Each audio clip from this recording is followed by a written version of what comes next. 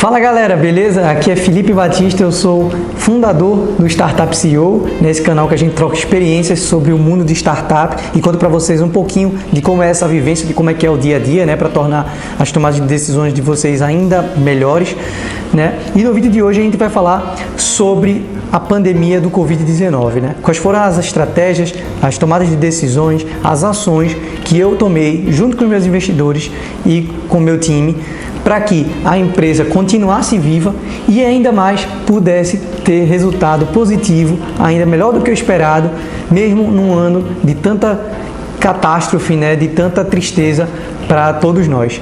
Fica nesse vídeo que eu tenho certeza que você vai gostar.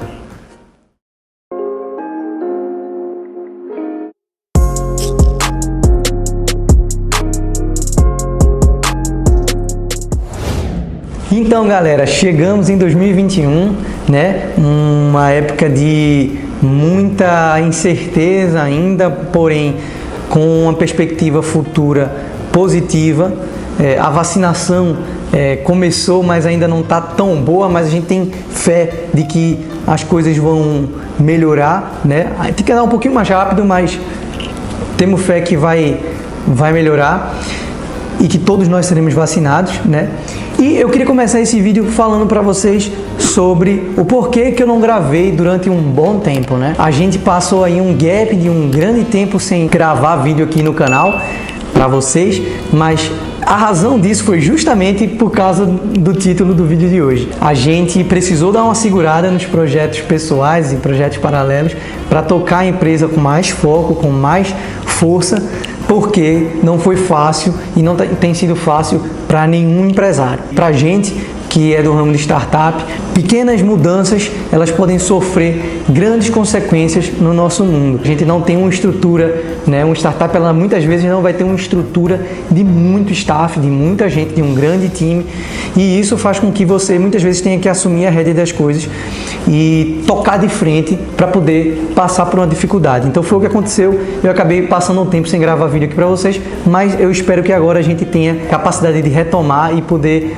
chegar com mais conteúdo para vocês de forma periódica, né, que vocês gostam, de forma interessante. Mas vamos lá. Quais foram as coisas que aconteceram comigo durante a pandemia do Covid-19, né, e quais foram as minhas ações? Eu anotei para vocês aqui uma listinha de algumas coisas que eu fiz, para não esquecer de nada, mas tenho certeza que coisas ficaram de fora, porque com o passar do tempo, nós fomos tomando decisões que mudaram um pouco o curso das coisas e certamente hoje eu já não me recordo de tudo. Então, o primeiro item que a gente vai ter que começar é com corte de custos. Pessoal, foi uma parte muito difícil que aconteceu comigo, porque a gente vinha no momento de começar a ter boas vendas nessa startup e a gente precisou enxugar. A gente ainda estava no momento onde havia necessidade de capital de investidores, né, na forma de aporte, de investimento, e os nossos investidores chegaram para mim e falaram: ó, Felipe, a gente precisa que você reduza para pelo menos 30%. Não é reduzir em 30%, é no máximo para 30%.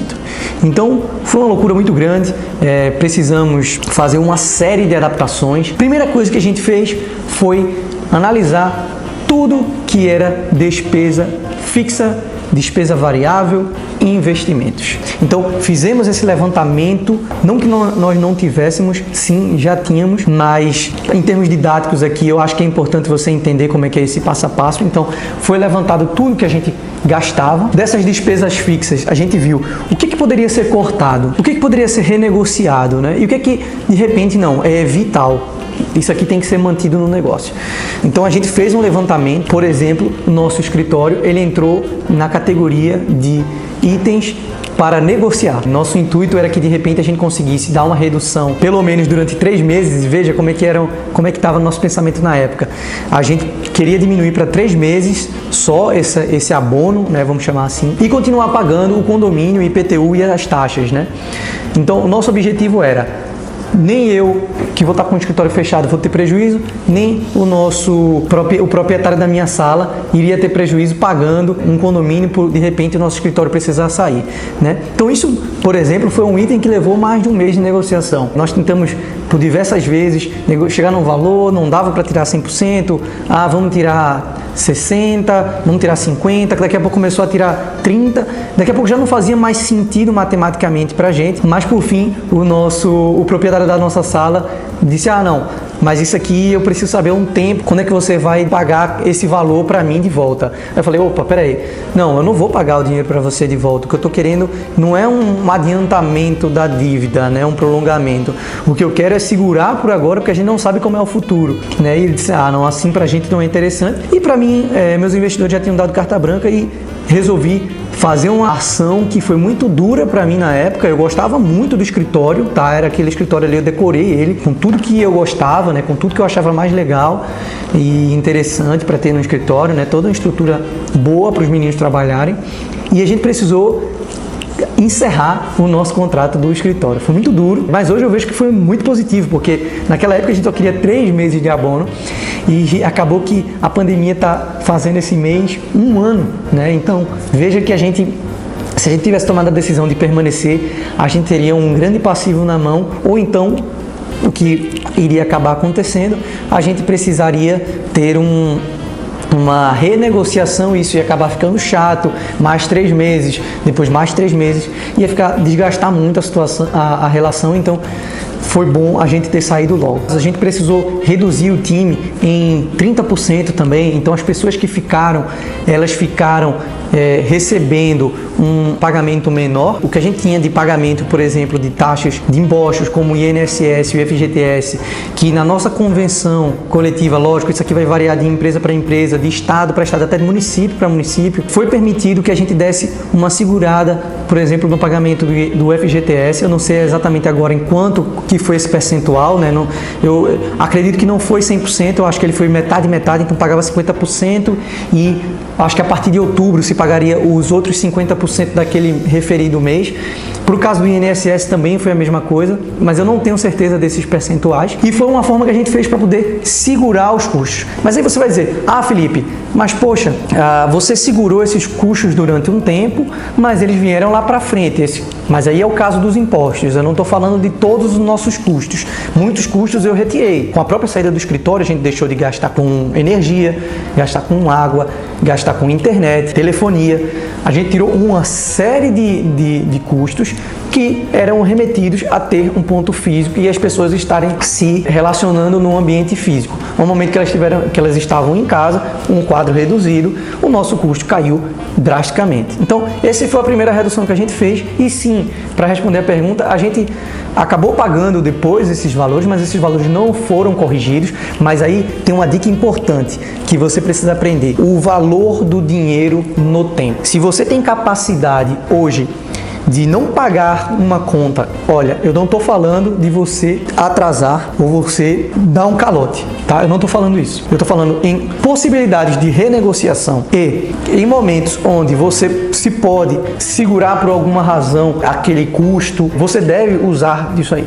Porque o fluxo de caixa é um ponto muito importante para uma startup. Quando meus investidores disseram quanto que eu ia ter dinheiro para gastar, o meu dinheiro foi empatado. O que eu gastava por mês era o que eu conseguia ter de aporte, né, de investimento. E isso fazia com que a gente conseguisse sobreviver. Muitas vezes você pode fazer o pagamento de uma determinada conta, de uma determinada coisa, por exemplo, equipamentos que você vai fazer um investimento. A gente já teve equipamentos aqui caríssimos que a gente comprou, e em vez de a gente fazer aquele desembolso num único mês, a gente dividiu aquilo ali em 12 meses, fracionamos no nosso DRE, né, no nosso fluxo de caixa anual, para que aquilo ali passasse os 12 meses, e a gente com isso poderia ter, se sobrar algum dinheiro, né, daquele montante, ao invés de a gente se descapitalizar, pega esse dinheiro, faz um reinvestimento, ou reinveste na própria empresa, né? Ou reinveste na empresa, ou investe em algum ativo,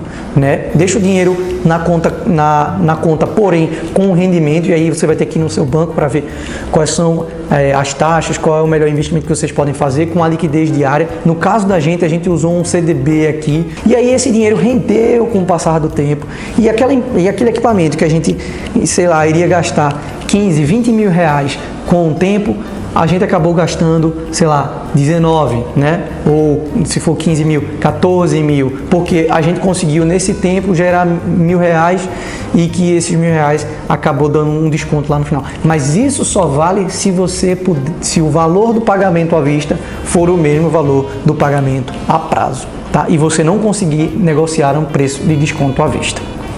Mas voltando para o vídeo, reduzimos o quadro, tiramos o escritório, levei tudo para minha casa, né? Minha casa ficou abarrotada de móveis, abarrotada de coisas. Dividimos o time entre itens que cada um tinha que ficar responsável, que tinha que levar para casa, né? E o que é que era necessário para continuar trabalhando de home office. Então a gente teve essa preocupação, né? O que é que cada um vai levar para casa, qual é a estrutura que cada um vai ter para conseguir de fato trabalhar no home office. E nos organizamos dessa forma. Cada um foi para sua casa, tiramos as coisas do escritório aos poucos, depois devolvemos a sala e assim continuamos com o funcionamento no período de pandemia. Sobre despesas variáveis, as despesas variáveis praticamente não aconteceram. A gente negociou com fornecedores que ainda não tinham entregue, né, que ainda estavam ali em negociação e tal.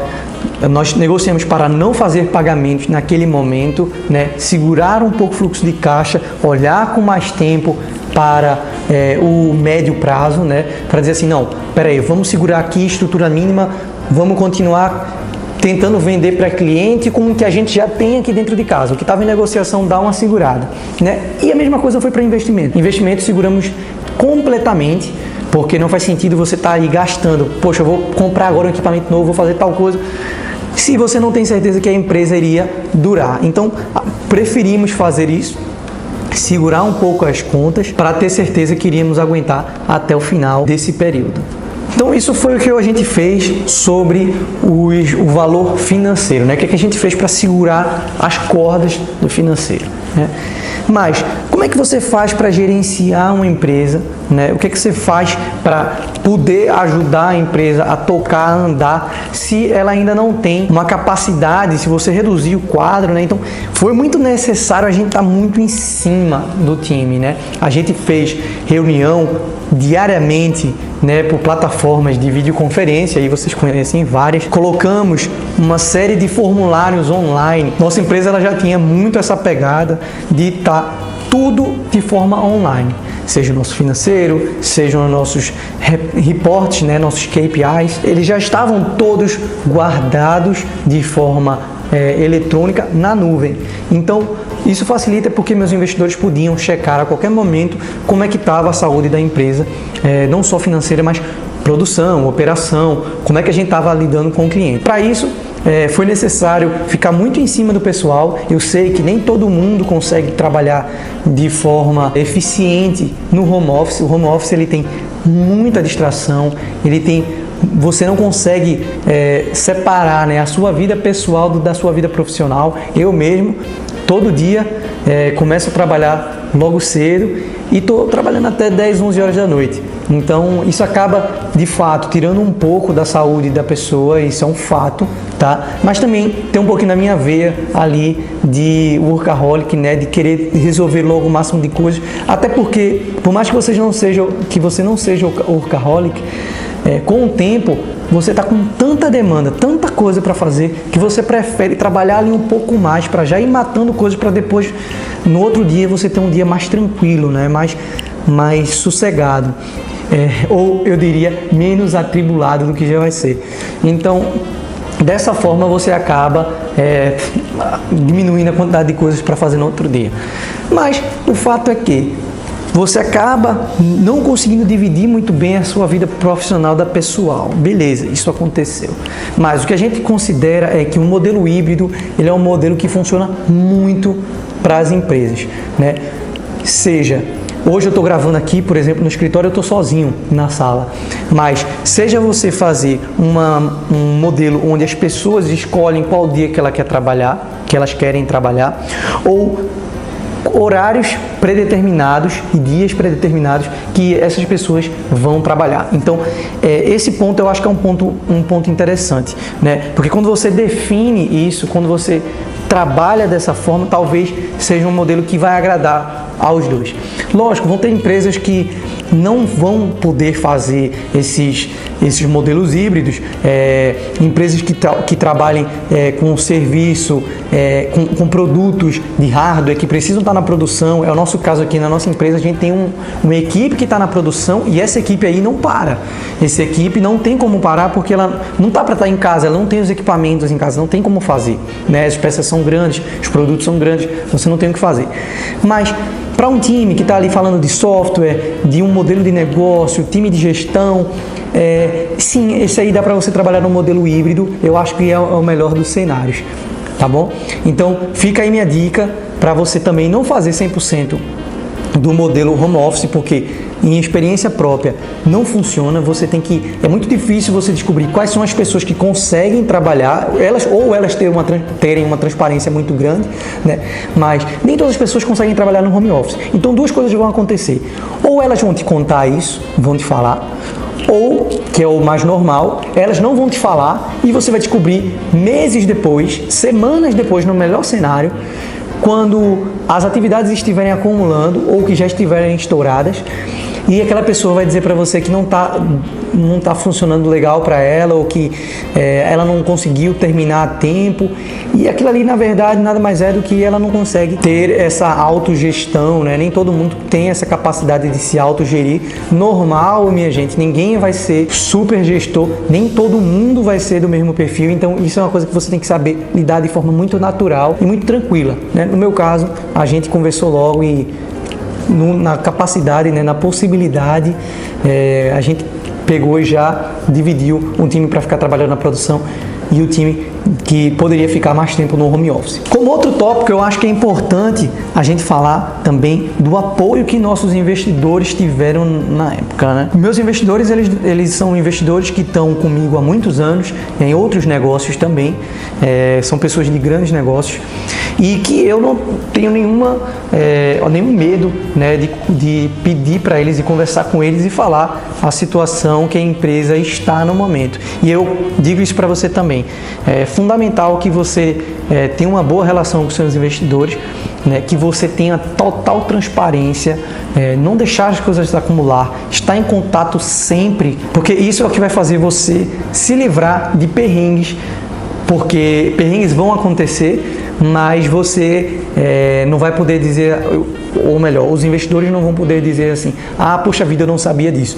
Não, eles sabiam, eles estavam o tempo todo em contato, sabiam de tudo que estava acontecendo. Então é importante que você seja transparente o tempo inteiro para que essas dúvidas não surjam com o tempo. Por exemplo, a minha empresa, eu faço reunião semanal com meus investidores para dar um reporte de como as coisas estão, para falar dos problemas.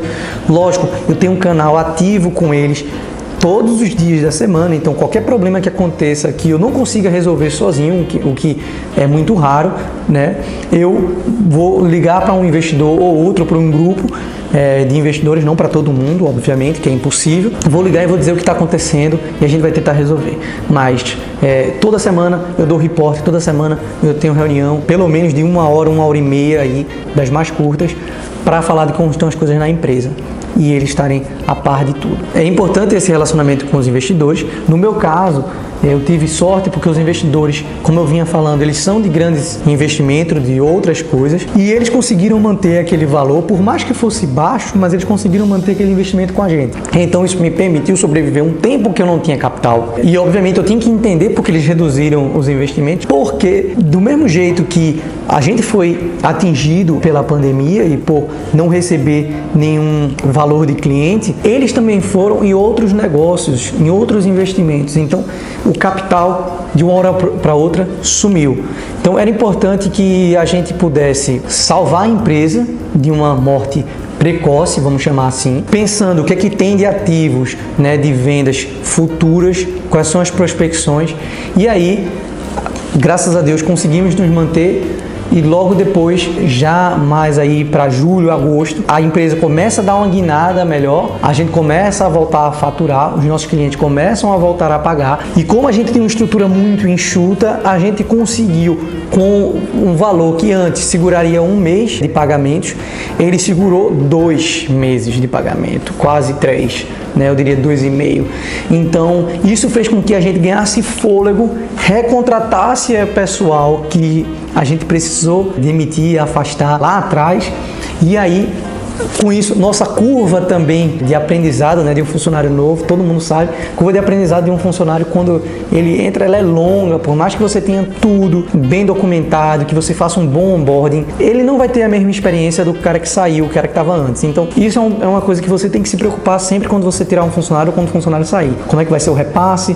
Qual vai ser a curva de aprendizado do meu próximo funcionário? O ideal é que você já consiga colocar um repositor para conversar com o que está saindo, mas isso é um assunto para um outro vídeo. A gente teve essa vantagem porque, na verdade, a curva de aprendizado praticamente não existiu. Foi só, na verdade, uma curva de lembrança, vamos chamar assim, uma curva de memória, porque todos os funcionários que a gente demitiu, eles voltaram para a empresa quando a gente começou a faturar novamente, e isso nos deu tempo, né? Nos deu fôlego para poder não esperar por outro funcionário passar muito tempo, algumas semanas, até meses, para poder ficar pareado com um cara que estaria ali full stack, né, que já vinha com a experiência. Então, isso pra gente foi muito bom. Recontratamos o time, voltamos a trabalhar, começamos a trabalhar de forma remota em algumas coisas. Então, serviços que antes a gente fazia no cliente presencialmente, a gente preferiu contratar alguém que fosse no local. Então, a minha empresa ela tem negócios no México, tem na República Dominicana, na Colômbia, no Chile e algumas cidades do Brasil também.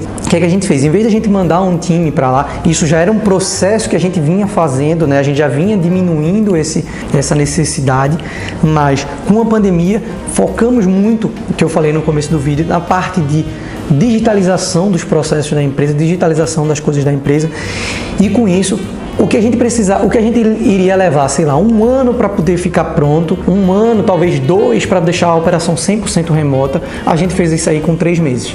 Então, rapidamente a gente criou vídeos de treinamento, plataforma de treinamento, disponibilizamos isso, fizemos testes com times remotos, as coisas foram dando certo, a gente foi, poxa vida, tá dando certo, vamos investir um pouco mais aqui, melhorar um pouco a capacitação, e aí uma coisa foi levando a outra, e com isso também a gente conseguiu economizar, melhorou o nosso resultado, e a gente, no fim de 2020, conseguiu ter uma performance melhor do que a gente tinha previsto para o início do ano. Eu fico muito feliz e muito alegre também de dizer que a gente não teve nenhum caso, não tinha tido nenhum caso de Covid em 2020, né? A gente acabou tendo agora no escritório, apesar de que já estávamos separados novamente, mas a gente não tinha tido nenhum caso de Covid até 2 semanas atrás.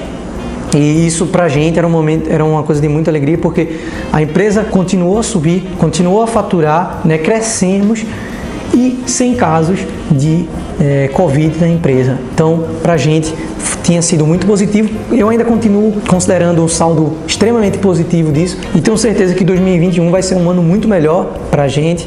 Vou trazer para vocês mais vídeos de mais situações que têm acontecido com a gente. Eu quero deixar esses vídeos mais frequentes e tenho certeza que vocês vão gostar do conteúdo.